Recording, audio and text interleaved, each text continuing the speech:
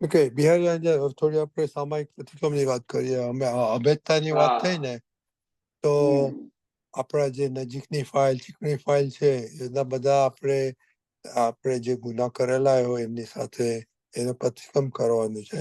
પણ એમ કે હું એમાં જ છું કરીને પછી પ્રતિક્રમ કરવાના છે. તો એટલે તત્વે કરીને બંનેમાં કોઈ ફેર નથી. પ્રકૃતિ એ કરીને, પ્રકૃતિ તત્વે કરીને કોઈ ફેર નથી, પણ બંનેની પ્રકૃતિ જુદી છે, સ્વભાવ જુદા છે. તો કે એ અપેક્ષા એ ભેદ પડેલો છે, અને એ અપેક્ષા એકબીજા સાથે લેણ દેણના હિસાબો જે બાકી છે એ બાકીના વ્યવહારો થાય છે. એટલે આને મને આમ કર્યું અને આમ ના કર્યું, આ આવો છે આ તેવો છે, એ પ્રકૃતિએ કરીને ભેદ પડે છે. એટલે આ પ્રકૃતિએ કરીને જે ભેદ છે એ ભેદ તો કે એ રિયલ વ્યૂ પોઈન્ટ થી પ્રકૃતિ કરીને ભેદ હોય જ, પણ તત્વે કરીને તમે શુદ્ધાત્મા છો, તો શુદ્ધાત્માની અપેક્ષા એ તમે જીવ માત્રની સાથે અભેદ છો. નાનામાં નાનું જીવ હોય તે નાનામાં નાના જીવ માટે પણ તમે અભેદ છો. તો કે તત્વે કરીને અભેદ છે, પણ વ્યવહારે કરીને બધા જુદા જ છે. અને જુદા છે માટે તો દરેકના નામ જુદા છે, દરેકનો દેખાવ જુદો છે, દરેકનો સ્વભાવ જુદો. એટલે પ્રકૃતિ કરીને જુદા છે, પણ પ્રકૃતિ તત્વે કરીને એક જ છે પાછા. આત્મ સ્વભાવે કરીને, આત્માએ કરીને બધા એક જ છે. એવી રીતે પ્રકૃતિ જે તત્વ સ્વરૂપે જે છે, તત્વ સ્વરૂપે છે એટલે એને શું કે છે,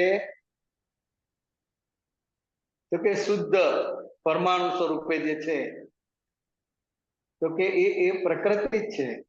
પણ એ પ્રકૃતિ અજ્ઞાનને કારણે કર્મનો જે બંધ પડે છે ત્યારે એ બધા પરમાણુ ભેગા થઈ જાય છે, અને એને જેવો ભાવ કર્યો છે એ પ્રમાણે આખો પરમાણુ ખેંચાઈને દેહ કારણ સ્વરૂપે દેહ બંધાય છે. એટલે એ કારણ સ્વરૂપે જે બંધાય છે દેહ, એ હિસાબે પ્રકૃતિ જુદી જુદી છે. પણ તત્વે કરીને આત્માએ કરીને એક જ છીએ.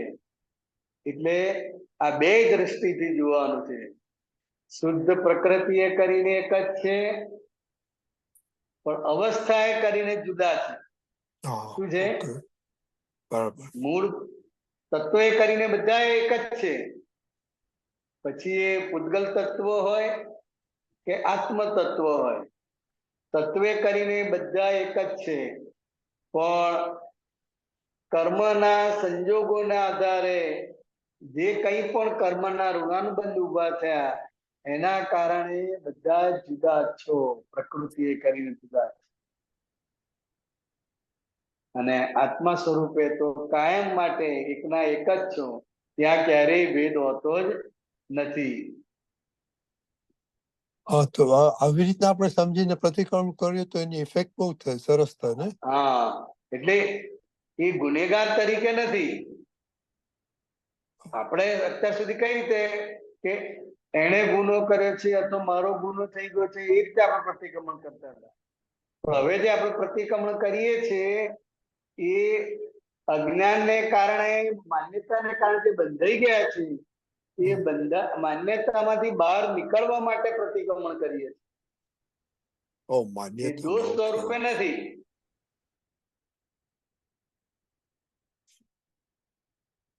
બહુ સરસ, બહુ સરસ. માન્યતા ઓકે, બરાબર, બહુ સરસ બિહારીયાનજી.